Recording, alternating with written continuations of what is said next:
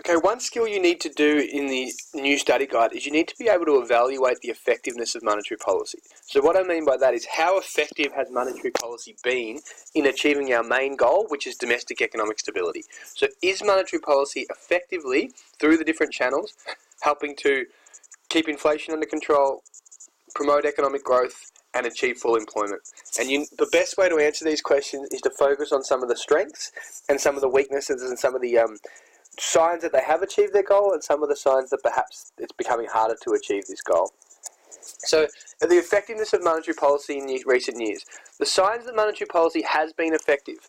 Some things that you could talk about is that inflation is no longer an issue. So they have actually reached their primary goal. And that's mainly because of the weakness of the economy. But the RBA has been able to achieve their goal generally of 2 to 3% inflation.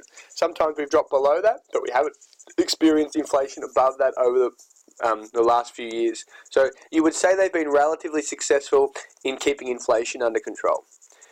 They have also been able to boost growth and employment to some degree. So they have had some success with these two goals, but then there's other things that you could critique. So for example, in terms of economic growth, growth hasn't fallen below 2%. Except for this year. So between 2013 and 2016, growth averaged consistently above 2%. It's only been this year that growth slipped to 1.7% for the year to March 2017. So as a general rule, we've been able to keep growth above 2%, and we've even average growth of 3.3% over the 2015-16 period. So over that period, with the exception a little bit of this year, growth has been generally within our target range or just slightly below. So there has been some success there in trying to stimulate growth. They've also been able to successfully reduce unemployment. So the way I would be describing it in terms of their effectiveness is they have been able to effectively reduce unemployment, but not to the range that we would like it to be. It hasn't quite got to that 4 to 5% range yet. So unemployment has successfully fallen from above 6% in 2015 to the current rate of 5.6%. The only other argument against that is that a lot of the jobs that have been created have been part-time and casual. So despite the fact that it looks like unemployment has reduced and that's a positive, there are signs that a lot of that growth has been in part-time and casual work, which is potentially not as strong as what we think. But there has been some success because the unemployment rate has fallen from 6 to 5.6%. Economic growth has averaged around 2.5% since 2008, which isn't rapid growth, but it's faster than most other developed countries. So it's a sign that perhaps the RBA stance has been more successful than potentially the policies in other countries. Average rates of inflation since 2008 have been around 2.5%. That's perfect, directly in between the goals. Given the above stats, it can be argued that monetary policy has been relatively effective. So that's what I'd be talking about, the fact that inflation's remained generally within the target range. Growth has been reasonable, generally above 2%, despite the small drop this year, and full employment has gone down despite the fact that we're not quite within our target range. But one argument against that is that a lot of the increase has been in part-time and casual work. Some signs that monetary policy is becoming less effective. So we've talked about this a little bit in class, but some of the key things is that it's been harder to stimulate demand because of the high levels of debt in the economy. So people aren't using the interest rate cuts to spend more, they're using it to pay off more of their debt. And they're also being reluctant to use the interest rate cuts to go into more debt. So it's not stimulating spending as much as they'd like because people aren't taking on new debt and people with existing debt are deciding to pay it off instead. Households are choosing to pay off their debt with the interest rate cuts rather than using the extra money to spend to spend on goods and services. Another reason that's limiting the effectiveness, this is a key thing, is that banks aren't passing on the rate cuts. So the gap between the cash rate and general or commercial interest rates has gotten higher. So, for example, only 10 to 15 basis points of the 25 basis point reduction in the cash rate in 2016 was passed on to customers.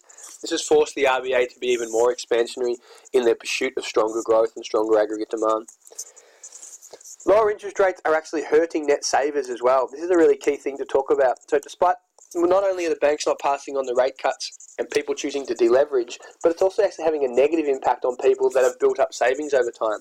So retirees, those with superannuation, they're actually experiencing a decrease in their wealth because of the lack of interest, which is having a negative impact on their living standards and potentially aggregate demand.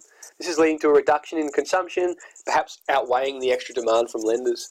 Overall, however, the RBA are confident that lower interest rates should help to stimulate aggregate demand, despite the fact the cash flow and cost of channels are being delayed and not working as effectively as they'd like because of deleveraging, because of the banks not passing on the cuts. They are confident that overall a lower interest rate setting is better for the economy.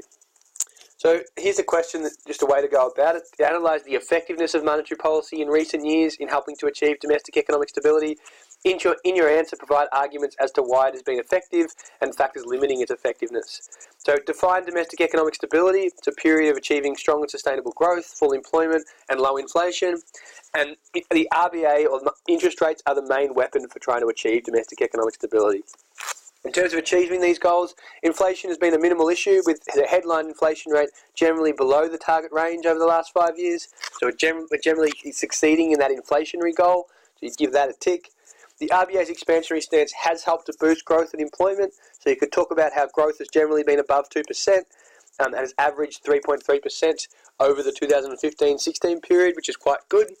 Unemployment has also fallen from above 6% to 5.6%. All signs of improved effectiveness of monetary policy. Having said that, a lot of the growth has been in part-time and casual work, which is a negative, and other features have limited their success. So while they've achieved some success in terms of growth and employment, they're not quite within their target range, and some factors have limited that success. So, for example, it's being harder to stimulate demand because of the high levels of household debt. People aren't taking on more debt. Households are instead choosing to pay off their debt with the interest rate cuts. So that's making it harder to stimulate growth. Banks are not passing on the rate cuts, so the gap between the cash rate and general interest rates has increased, just forcing the RBA to lower the cash rate further. Lower interest rates are also hurting a lot of people, so they're hurting net savers, which is potentially having a negative impact on demand as well. This is leading to reduced consumption and perhaps outweighing the extra demand from the benefits for lenders, for borrowers, that should say.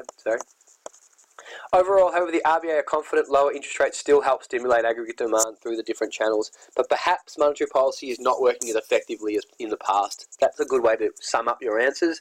There is some success going on, but perhaps not as effective as it has been in the past. Thank you.